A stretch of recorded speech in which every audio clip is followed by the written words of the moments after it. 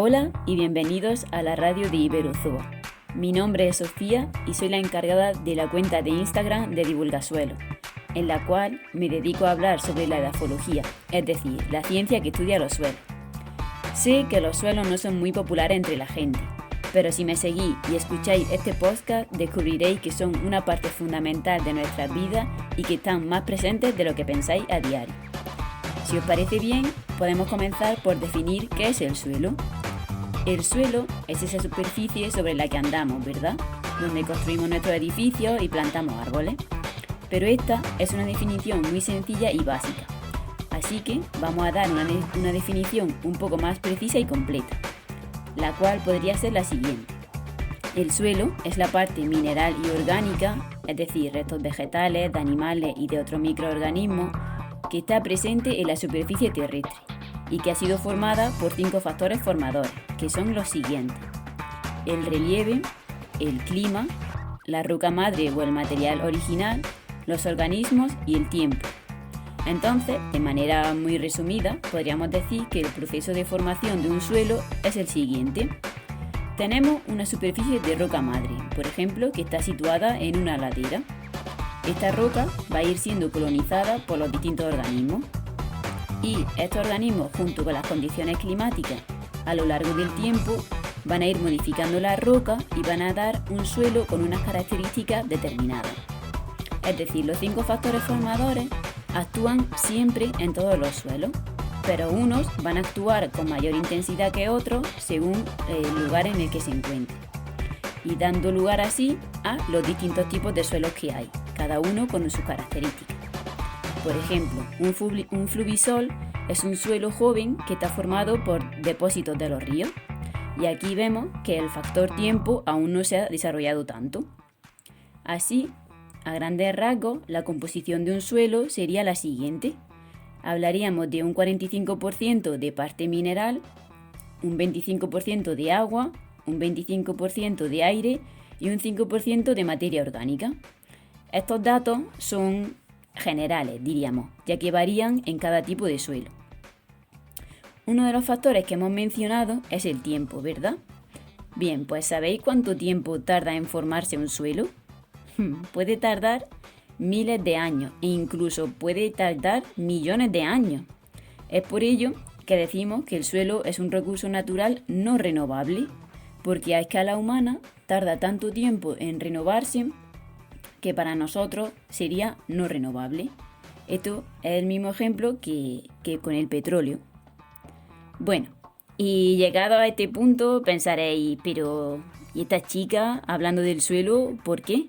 ¿Qué tiene de importante? ¿Qué nos aporta a nosotros el suelo? Pues bien, el suelo cumple una serie de funciones muy relevantes que se podrían enmarcar en 4 grandes categorías, que son las siguientes: materia prima, regulación, soporte de vida y como función cultural. A continuación voy a ir hablando poco a poco de cada una de estas categorías. La primera categoría es la de materia prima, ya que el suelo suministra al ser humano de multitud de recursos. Uno de los más claves para el ser humano es la alimentación, ya que el suelo proporciona alrededor del 95% de los alimentos que consumimos, ya que puede venir del suelo de manera directa o indirecta. Una manera directa sería, por ejemplo, las verduras y las frutas que consumimos a diario. Y la manera indirecta de que los alimentos provengan del suelo sería, por ejemplo, aquella hamburguesa que te comiste el fin de semana pasado, puesto que la vaca se ha estado alimentando de materias que han crecido de plantas que han crecido en el suelo. Entonces, ese alimento, esa hamburguesa, entra dentro de la categoría de alimento indirecto que proviene del suelo, siendo el 5% restante de nuestra alimentación la que proviene de las fuentes de agua. Otro de los recursos que provee el suelo son las fibras textiles, además de los materiales de construcción como el yeso, y también es una fuente de fármacos y de recursos genéticos, ya que muchas de las arcillas del suelo se utilizan tanto en la industria farmacéutica como en la cosmética. La segunda gran categoría sería la de función de regulación. ya que el suelo ajusta el correcto funcionamiento de los distintos sistemas, es decir, regula el clima, ya que tiene la capacidad de absorber carbono atmosférico y retenerlo, ayudando así a mitigar el cambio climático. Me gustaría destacar que el suelo contiene alrededor de 1500 petagramos, es decir, 10 elevado a 15 gramos de carbono, siendo así que el suelo contiene más carbono que el que hay en la biomasa vegetal mundial, es decir, en todas las plantas que hay en el mundo y en la atmósfera. Y además, para que nos hagamos una idea del poder de retención del suelo, se estima que cada año puede secuestrar alrededor de 1,3 petagramos. Vale, en cuanto al agua, también juega un papel fundamental, ya que los suelos tienen la capacidad de limpiar y filtrar decenas de miles de kilómetros cúbicos de agua al año, porque pueden absorber contaminantes y así limpiar el agua. Además, un suelo con una buena estructura va a evitar inundaciones, porque el agua así se podrá infiltrar y recargar los acuíferos en vez de discurrir en grandes masas de agua por la superficie terrestre. Incluso a veces estas grandes masas de agua llegan a nuestras casas y las inundan, como muchas veces vemos en las noticias o incluso hemos llegado a sufrir en nuestras propias carnes. También en el suelo se genera el ciclo de los nutrientes, el cual es esencial para que se desarrollen las plantas y puedan crecer de manera correcta. Esto es así porque en el suelo se descomponen los restos de materia orgánica que van a aportar nuevos nutrientes y minerales a la vegetación. La tercera categoría sería la de soporte de vida, ya que el suelo es el hábitat de multitud de organismos, no solo de aquellos que vemos a simple vista como las plantas o incluso las lombrices, sino que en el suelo también habitan millones de microorganismos en su interior. Por ejemplo, en los pequeños poros de aire que se forman o incluso en las pequeñas películas de agua que se forman alrededor de estos poros. Así, para que nos hagamos una idea, en rasgos generales, un suelo sano suele contener especies de vertebrados como los topos, entre 50 y 100 especies de insectos, también hay nematodos, más de 100 especies de hongos, multitud de lombrices, entre 20 y 30 especies distintas de ácaros y miles de especies de bacterias y actinomicetos. La última categoría de las funciones sería la función cultural, ya que el suelo forma parte del paisaje cultural de nuestras mentes, así como del medio físico, ya que es el soporte de bosques, de las montañas y de la infraestructura humana, además de ser el medio que alberga artefactos del pasado y fósiles de organismos, esos que tanto nos gusta encontrar cuando vamos por el campo. Pues bien, como veis, es más importante de lo que pensábamos, ¿no? Pues bueno, pese a ser un recurso tan importante y vital para el ser humano, no lo protegemos todo lo que deberíamos. Es más, el suelo sufre muchas amenazas y daños a diario por culpa del ser humano. Porque estoy segura de que algunos habéis oído hablar de la erosión del suelo, ¿no? Esta es sin duda uno de los mayores peligros, ya que por la erosión se pierden toneladas y toneladas de suelo fértil al año, de manera que no solo nos quedamos sin la posibilidad de seguir utilizando esos suelos como cultivo, que hemos dicho que es tan importante esa proporción de alimentos que nos generan, sino que además ese suelo deja de realizar el resto de funciones de las cuales hemos estado hablando. Así que como veis, esta erosión, que puede ser por acción del agua o del aire, es un problema muy importante a día de hoy. Además, esta erosión es mucho más fuerte en aquellos suelos donde no hay una cubierta vegetal, ya que la vegetación que se deja crecer encima del suelo, por ejemplo en los cultivos, en las calles de los cultivos, por ejemplo, esta vegetación se encarga de proteger al suelo del impacto de las gotas de agua de la lluvia, ya que si no existe esa capa de vegetación, las gotas de la lluvia, al impactar contra el suelo, van a levantar las partículas del suelo y lo van a ir arrastrando poco a poco, de manera que así se va perdiendo este suelo y se produce pues la erosión. Otra problemática sería la contaminación, ya que en Europa se conocen 2,5 millones de sitios contaminados y existen 11,7 millones de sitios que pueden ser potencialmente contaminados, ya que, como vemos, no son números bajos, porque estos suelos sufren contaminación debido a los vertidos que se hacen tanto de las fábricas como desde las ciudades. Además, la contaminación por parte de la agricultura, con el uso excesivo de fertilizantes, herbicidas, plaguicidas, pesticidas e incluso aguas contaminadas para regar, también genera grandes problemas en los suelos. Además, este tipo de agricultura, la cual podríamos denominar agricultura tradicional, donde se usan todo este tipo de productos químicos, también trae consigo otra serie de problemas. Por ejemplo, hablando del arado que se hace, esta acción de remover el suelo y romperlo, elimina la capa superficial que hemos dicho que protege al suelo de la erosión.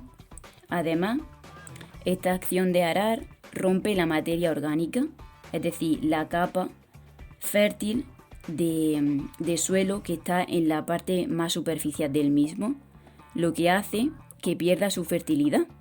Y además, el arado compacta el suelo, impidiendo así que el agua se infiltre y pueda ser utilizada por las plantas. Y esto, a su vez, conlleva a una sobreexplotación de acuíferos para regar los cultivos.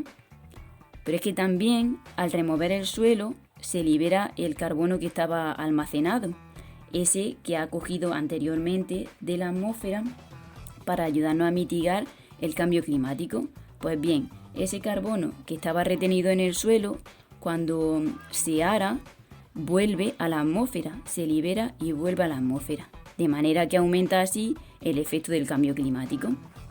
Pero es que incluso podemos ir un poco más allá, ya que al romper la estructura del suelo y al compactarlo, estamos destruyendo hábitats de millones de organismos que viven en su interior. Por lo tanto, también se está produciendo una gran pérdida de biodiversidad. Bueno, estas son algunas de las problemáticas que existen, puesto que también hay otras como la salinización del suelo, es decir, la acumulación de sales en él, también la acidificación, la ocupación máxima para construcciones humanas, etc. O sea que un sinfín de problemas de los que se habla muy poco, en mi opinión. No sé, ¿qué pensáis vosotros?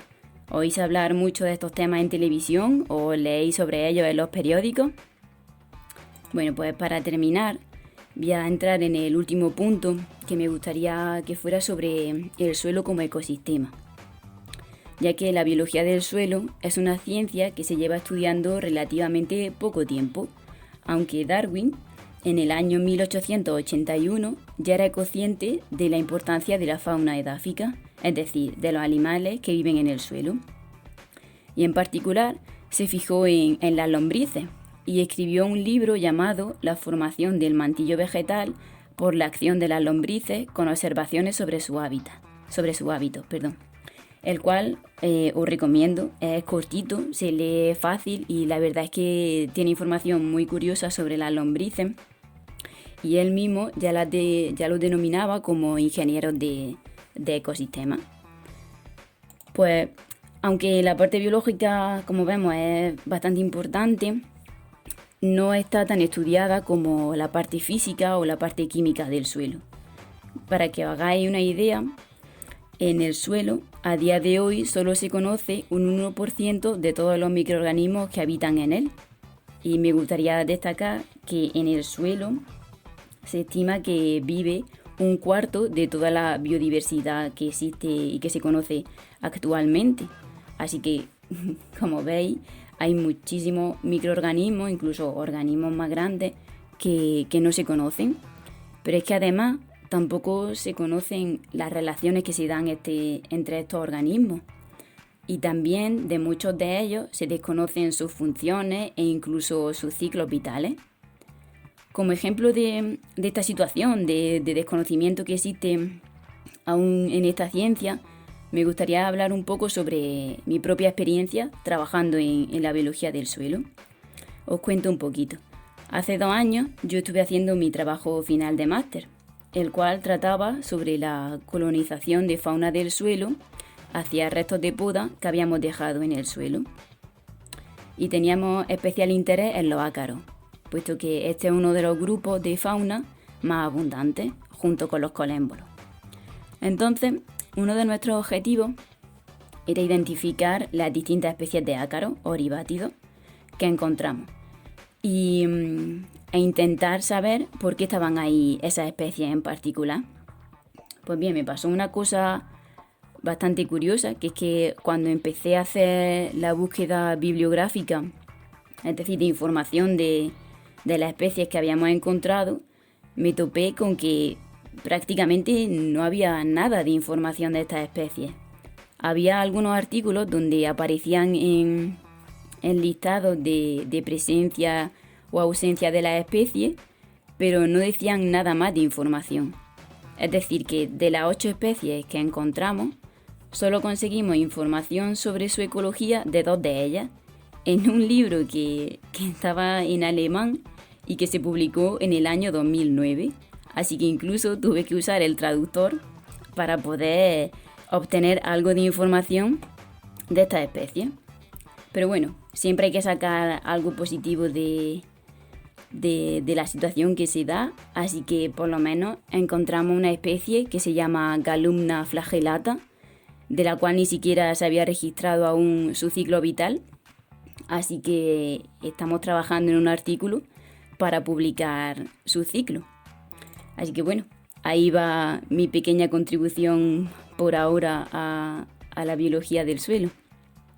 Y bueno, ya me gustaría terminar diciendo que este podcast es simplemente una introducción a la edafología, ya que dentro de esta ciencia existen multitud de ámbitos que estudian la parte física, química, la parte biológica y las relaciones que se dan entre cada una de estas áreas. Además, dentro de cada parte también hay muchísimas temáticas distintas. Así que si queréis saber un poquito más sobre estos temas relacionados con el suelo, no dudéis en pasaros por el Instagram de Divulga Suelo. Y si tenéis alguna duda o queréis que trate algún tema en particular, podéis escribirme un mensaje, que de verdad yo estaré encantada tanto en ayudaros como en daros la información que necesitéis.